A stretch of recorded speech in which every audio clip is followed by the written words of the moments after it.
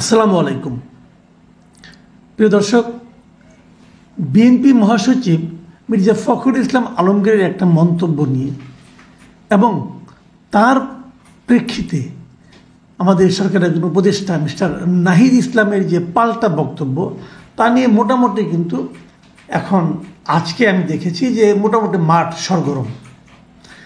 অনেকে বলার চেষ্টা করছেন যে বিএনপি এবং ছাত্ররা বুঝি এবার মুখোমুখি দাঁড়িয়ে গেল। অনেকে এটাও বলার চেষ্টা করছেন এই মুখোমুখি অবস্থানে অন্তর্বর্তীকালীন সরকারের অবস্থাটা কী হবে, সরকারের ভূমিকাটা কী হবে। কেউ কেউ বলছেন যে নাহিদ যে বক্তব্য দিয়েছে সেটা সম্পূর্ণই রাজনৈতিক বক্তব্য এবং এই রাজনৈতিক বক্তব্যকে আবার সমর্থন করেছে আরও একজন উপদেষ্টা যে আসিফ মাহমুদ সজীব ভুঁইয়া, এবং তাদের এই রাজনৈতিক বক্তব্যের মাধ্যমে অন্তর্বর্তীকালীন সরকারের যে অরাজনৈতিক চরিত্রটা ছিল সেটা এখন হারিয়ে গেছে, সেটা ক্ষুণ্ণ হয়েছে। এই প্রেক্ষিতে সরকার প্রধান ডক্টর ইউনূস কি কোনো ভূমিকায় যাবেন? উনি কি তার এই উপদেষ্টাদেরকে সতর্ক করবেন, থামাবেন, অথবা ক্যাবিনেট থেকে বের করে দেবেন? আসলে কি হবে? নাকি এই বিরোধ দিয়ে চলতে চলতে সামনের দিকে অগ্রসর হবে? যদি বিরোধ দিয়ে সামনের দিকে চলতে চলতে অগ্রসর হয় তাহলে মির্জা ফখরুল যে কাজটা বলেছেন যে সরকার যদি পূর্ণ নিরপেক্ষতা পালন না করতে পারে তাহলে এই নির্বাচন কন্ডাক্ট পর্যন্ত তারা থাকতে পারবে না, সেক্ষেত্রে নতুন নিরপেক্ষ সরকারের প্রয়োজন হবে, এই যে কথাটা বলেছেন, তাহলে কি সেই ইঙ্গিতটাই আলটিমেটলি বাস্তবায়িত হচ্ছে? এই সমস্ত প্রশ্ন আজকে সারাদিন। এখন প্রশ্ন হচ্ছে যে মির্জা ফখরুল কেন বললেন যে এই সরকার নিরপেক্ষতা হারাতে যাচ্ছে? কেন উনি বললেন যে সরকারের কর্মকাণ্ড দেখে তাদের সন্দেহ হচ্ছে? কেন বললেন যে এটা নিয়ে প্রশ্ন উঠেছে অলরেডি? দেখুন, আপনারা মনে করতে পারবেন বেশ কয়েকদিন আগের কথা বলছি আপনাদেরকে আমি। বৈষম্যবিরোধী ছাত্র আন্দোলন যেটা আছে তার একজন নেতা সার্জিস আলম উনি কিন্তু বলেছিলেন, উনি কিন্তু জাতীয় নাগরিক কমিটির মুখ্য সংগঠক, কিন্তু উনি বলেছিলেন যে জাতীয় নাগরিক কমিটি কোনো রাজনৈতিক দল হবে না, এবং ওনারা ব্যাখ্যাও দিয়েছিলেন রেজিস্ট্রেশন প্রাপ্ত যেমন দল হয় এরকম হবে না, কিন্তু জাতীয় নাগরিক কমিটি একটি রাজনৈতিক শক্তি, এবং ওনারা ডিফারেন্সটা উনি ব্যাখ্যা করেছেন যে কি রাজনৈতিক শক্তি এবং রাজনৈতিক দলের মধ্যে পার্থক্যটা কি। তিনি বলেছিলেন যে এই দুটির মধ্যে অনেক পার্থক্য আছে, যেমন দল যেমন রেজিস্ট্রেশন নম্বর নিয়ে আত্মপ্রকাশ করে সরাসরি রাজনীতিতে অংশগ্রহণ করে নির্বাচনে যায়, কিন্তু রাজনৈতিক শক্তি যেটি করবে এটি লিডারশিপ তৈরি করবে আগামীর বাংলাদেশে, অ্যাটসেট্রা অ্যাটসেট্রা উনি বলেছিলেন, ব্যাখ্যা দিয়েছিলেন। এবং তখন উনি বৈষম্যবিরোধী ছাত্র আন্দোলনের সঙ্গে জাতীয় নাগরিক কমিটির সম্পর্কটা ব্যাখ্যা করেছিলেন। তিনি বলেছিলেন যে এই দুটোর মধ্যে রুট হচ্ছে বৈষম্যবিরোধী ছাত্র আন্দোলন। এখন বৈষম্যবিরোধী ছাত্র আন্দোলন যাদের নিয়ে ডিল করছে তাদের বয়সটা তুলনামূলক কম, যাদের বয়স 27 থেকে 28 বছরের নিচে, আর জাতীয় নাগরিক কমিটি যাদের নিয়ে ডিল করছে তাদের বয়স 27 কিংবা 28 বছরের ওপরে। খেয়াল করবেন, তার মানে বৈষম্যবিরোধী ছাত্র আন্দোলন এবং নাগরিক কমিটি বয়সের কারণে পার্থক্য হয়েছে, কিন্তু জিনিসটা একই, চিন্তাধারা ভাবধারা একই, ফার্স্ট ক্লাস। এই হলো ঘটনা, কিন্তু খেয়াল করবেন জিনিসটা। তো এদের সঙ্গে কি এই তিন উপদেষ্টা কোনো সম্পর্ক নেই? এখন যে সার্জিস আলম বলছিলেন যে এটা কোনো হবে না, পলিটিক্যাল পার্টি হবে না, জাস্ট গতকাল রংপুরে কারমাইকেল কলেজের ওখানে যে এই জাতীয় নাগরিক কমিটির যিনি সদস্য সচিব মিস্টার আখতার হোসেন তিনি কি বলেছেন? তিনি বলেছেন যে আগামী ফেব্রুয়ারি মাসের মধ্যে নতুন রাজনৈতিক দলের ঘোষণা আসবে। কারা সেটা? নাগরিক কমিটি। এবং সেই বলছে যে নাগরিক কমিটি এরই মধ্যে 200 থানা কমিটি করেছে, জানুয়ারি মাসের মধ্যে 4 শতাধিক থানায় তারা কমিটি করবে, এবং তারপর তারা একটা পলিটিক্যাল পার্টি হিসেবে আসবে। এবং তারা এটাও বলছে যে এই রাজনৈতিক দলের নাম কি হবে তারা নামটা এখনও ঠিক করে নাই, কিন্তু বিভিন্ন জনের কাছ থেকে 100-র বেশি নাম প্রস্তাব এসেছে, সেগুলো থেকে নামকরণ চূড়ান্ত হবে।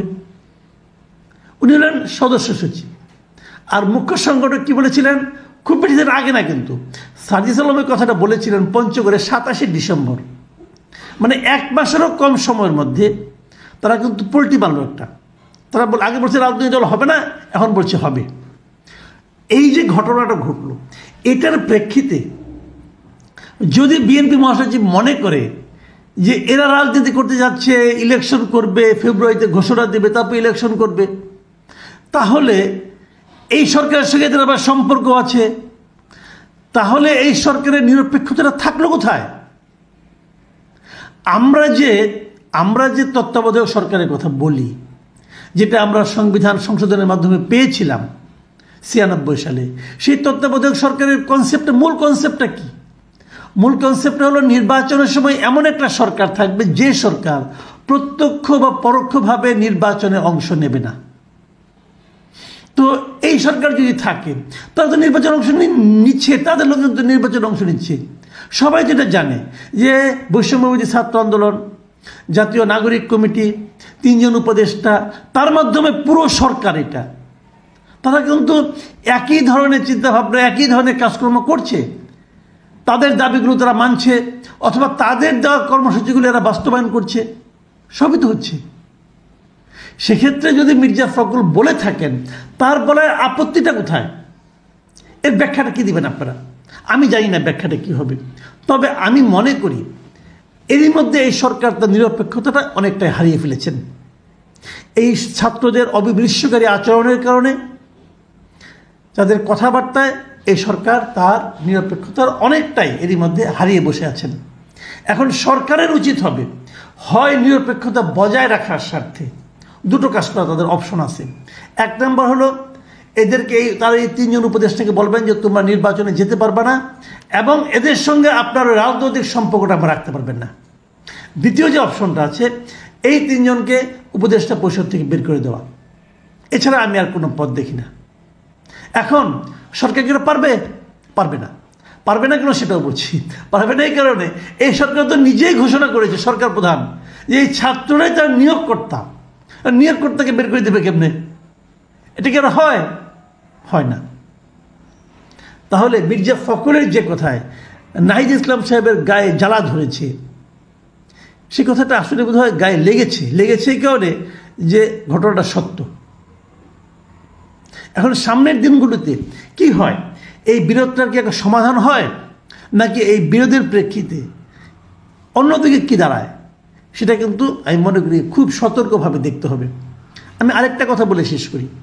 নির্বাচন যত দেরি হবে, ডক্টর ইউনূস কিন্তু দায়িত্বে আসার পর প্রচুর বাইরে গিয়েছেন, অনেককে বলেছেন আমাদের এখানে সাহায্য দেওয়ার জন্য, অনেককে বলেছেন বিনিয়োগ করার জন্য, কিন্তু ওনার এই গত প্রায় 5.5 মাসে বিদেশি বিনিয়োগ কিন্তু একদম আসেনি। এবং আসেনি কেবল না, বরঞ্চ বিদেশি বিনিয়োগ কমেছে। এবং এটাই স্বাভাবিক, কারণ যারা এই দেশে বিনিয়োগ করতে আসবে তারা প্রথমে একটা স্ট্যাবল গভর্নমেন্ট চাবে, তারা একটা স্ট্যাবল ডেমোক্রেটিক গভর্নমেন্ট চাবে। এই গভর্নমেন্টটা স্ট্যাবল কিনা এটা এখনও প্রমাণিত নয়, এবং স্ট্যাবল হওয়ার কোনো কারণও নাই, কারণ সরকার প্রধান নিজেও বলেছেন সর্বোচ্চ উনি আগামী বছরের জুন মাস পর্যন্ত থাকবেন। তো এই 6 মাস 1 বছরের জন্য করে কেউ আসবে না। আর দ্বিতীয়টা হলো যে এই গভর্নমেন্টটাকে ডেমোক্রেটিক বলার কোনো সুযোগ নাই। ডেমোক্রেটিক বলতে হলে একটা ইলেক্টেড গভর্নমেন্ট লাগবে। কাজেই আমি মনে করি দেশের অর্থনৈতিক যে স্থিতিশীলতা, সেটা আনতে হলে অতি দ্রুত নির্বাচনের দিকে যেতে হবে। এবং সেই নির্বাচনে উপদেষ্টাদের কে কে অংশ নেবেন, কে নির্বাচিত হতে চাইবেন, অথবা কে নির্বাচনে অংশ নেবেন, পলিটিক্যাল পার্টিগুলি কী মেরুকরণ হবে, সেগুলো আমরা খুব দ্রুতই বুঝতে পারবো। এবং এটাই ঘটনা ঘটছে। নির্বাচন যত কাছে এগিয়ে আসবে, তত কিন্তু এই শক্তিগুলোর মধ্যে রাজনৈতিক দ্বন্দ্ব স্পষ্ট হয়ে উঠবে। প্রিয় দর্শক, এখন এই পর্যন্তই। আল্লাহ হাফিজ।